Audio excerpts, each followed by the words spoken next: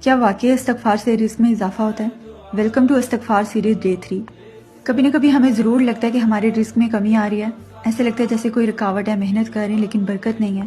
سورہ نوح آیت نمبر 10-12 میں اللہ سبحانہ تعالیٰ ہمیں کیا بتا رہے ہیں؟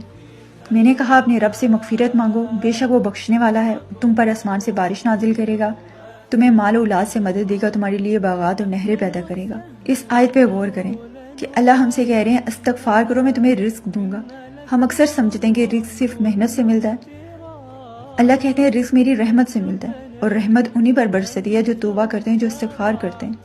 حضرت حسن بصری رحمۃ اللہ سے ایک شخص نے کہا، میں خشک سالی سے تنگ ہوں، دعا کیجیے بارش ہو جائے۔ دوسرا شخص آیا، اس نے کہا میرے پاس اولاد نہیں ہے، دعا کریں اللہ مجھے اولاد دے دے۔ تیسرا بولا میں غریب ہوں، رزق میں کشادگی کے لیے دعا کریں۔